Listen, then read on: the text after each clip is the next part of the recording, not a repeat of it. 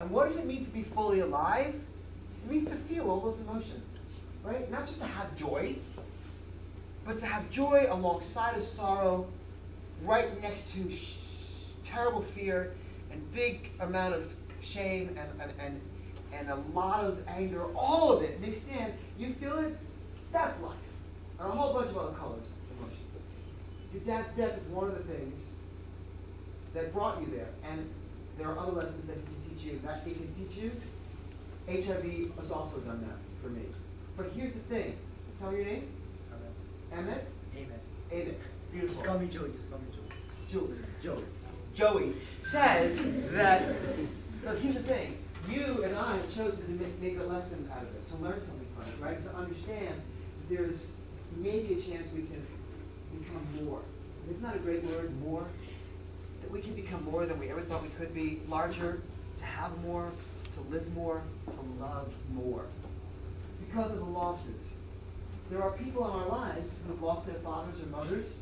There are people in my life, maybe yours as well, who have HIV and AIDS, who've chosen not to be more. Who've chosen not to have more love in their lives, or to express and offer more love, or just learn, feel, experience more. It's to your credit, and I'll put myself in this too, it's on my credit, our credit, that you are one of those people that says, I get it. That was the worst thing that happened to me, and I was 7 years of age. And now I'm learning to be more because of it. And that's about you. That's not about the incident, that's about you. I need you to see your part in this. Your heroic, valiant, amazing part in this of getting on with your life. Do you see that? Good. Thank you. Great. Questions? But you didn't answer my question. Oh, I didn't answer your question. It was like, do you accept the way you are now? Oh. And if not, why? Okay. Yes. I know I do. I accept the way I am now. I accept it totally. And the reason I do accept it is this is why.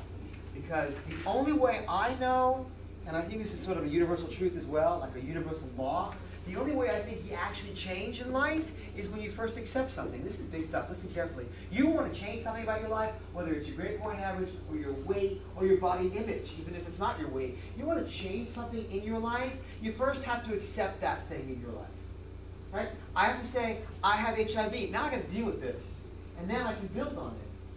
In AA, 12 steps, right? Alcoholics Anonymous, the first step is you have to say, this is my problem. It's alcohol. And then you start building on that once you admit it. You want to change something, you accept it as this. I accept the fact that I'm 5'2.5", and this is my weight, this is my height, this is my income, this is what I do, and it's good. I start with that. I accept it, I allow it, I like it, and then from there I can make some changes. I can make some adjustments. So yeah, I like where I'm at. I accept it. It's okay. I think you do too. Yeah, of course I do. I know you do. Thanks, Joey. Probably Scott. Hey. I know during the assembly you talked about how explain how what happened when you explained to your mom and you told your mom for the first time that you had HIV, but how did it go when you told your father? Oh, I was afraid someone was going to ask that, but I will tell you. Okay. All right, my dad was the best dad of anybody ever who ever had a dad, except maybe if you think you've got a better dad. I'm tell you, my dad could beat up your dad, but he wouldn't. My dad was right? smart. Okay, so maybe your dad was taller than my dad. But let me just say, he was a great dad. But, and when I told him, it broke his heart. He was sitting in the basement in his office. We relegated him to the basement. That's where he had his office in the house. And his arms were across his chest, and I told him, Dad, I have HIV. And he wanted to know about my T cells and the name of my doctor and how I got infected and what he could do to make it better for me. He just got in and said, all right, here's what we're going to do. I'm going to go to the doctor with you. I'm going to cut out articles in the New York Times about HIV. I'm going to find a support group. I'm going to buy you food. I'm going to be your Vince Lombardi, not the coach that was always, I'm going to, all right, I'm going to, and he was. Yeah, he was great support for me. That first visit after I told him, my first HIV doctor visit, he sat there, and that doctor was busy that day, Dr. Grossman. Every He's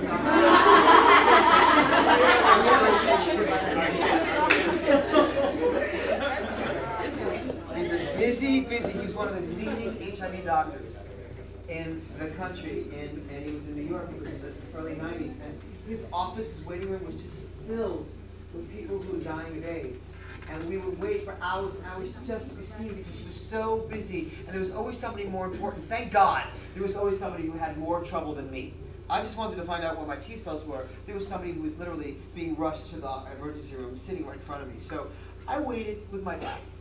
And I realized, wow, this is really hard for my dad. I've been doing this for about a year. My dad this is his first time that he's been to the doctor with me. And this is hard for him, watching his son have to see, this, and then he has to see maybe this is the journey that his son's going to take. And he sat with me. It must have been 6 hours. We waited until Dr. Grossman called me in and then said, your T cells are good, your viral load, we didn't have viral load like that. T cells are good, your whatevers are good. See you in 3 months. And it was fine. But it took 6 hours to get that. And my dad just sat there. And then a week later, he sent me an article from the New York Times about AIDS. And then a few weeks later, he sent me some money in the mail. He was always on my side. My dad took it really well. My mom did the story, but my dad was my champion. So that when he was dying of cancer in the hospital 7 years ago, we had a connection. He said to me, Scotty, I feel like you and I share something now. I know a little bit of what it's like to be you, because I have a disease that could kill me, which it actually did. He had melanoma that metastasized to his liver, and I didn't die and of my HIV, or at least yet. And so we had that in common, and we shared secrets that my brothers and sister couldn't, because we understood from that perspective. It united us in a way. Who asked that question? I'm lost. Did they answer it? Yeah, you did. Okay. We have time for 1 or 2 more questions. Yeah. If you said that your brother was a druggie or something. He was a pothead. And if you knew that he had a problem with that and it hurt your parents, why would you go do something bad also that would be? Why would anybody do something harmful and abusive and reckless to themselves when they know that it would hurt their parents or people that love them, and they've already seen it hurt other people, right? It's a great question with an answer I can't give you that's going to make sense, which is this: we don't make sense. I'll answer it with a question. How many of you know? Don't raise your hands. Just think. How many of you know somebody who's cutting their skin? They don't want to hurt their parents, but they cut their skin. How many of you know somebody who's bulimic? Don't raise your hand. Just think. That's okay. Who's bulimic? You know they don't want to hurt their parents, but they can't help it. That's what they're doing. That's how they survive. It's their weapon. How many of you know somebody who's already having unsafe sex? They don't want to hurt their parents, but that's what they do. Sometimes we do some things whether we can't, because we're not in control yet of our emotions. Part of that is something called the prefrontal cortex in our brain that's not fully developed until you're like 26 years old. So when you're younger, like your age, and I was 24 at the time, not fully developed, not fully aware of the consequence. Consequence becomes a voice unheard. Consequence becomes a voice unheard. Until the prefrontal cortex in your brain is fully formed, right? So that's one reason. Knowing better, I should know better. You should know better, but we do it anyway. And the other is, we just don't know consequence because we haven't lived a life of patterns yet to know what happens until the bad thing happens. The terrible blow happens, or I call it the faithful egg. And then you go, that's the moment Scott was talking about. Now I know. Sometimes we just like to dare the God, tempt the God. I dare you to infect me. I dare you to show me that. I actually met this guy a couple summers ago who said, he was crying to me. He said, I don't want to get infected with HIV. I said, okay, I believe you. He was weeping. And he said, but I will never use a condom. That's your question. That's exactly your question. He said to me, I do not want to get infected with HIV. I'm scared to death of dying of AIDS, but I can't use condoms. Can you tell me why? What's my problem? And I said, I'll tell you. It's very simple. To me, it's obvious. When you have sex and you use a condom, it's telling you that you could get infected with HIV.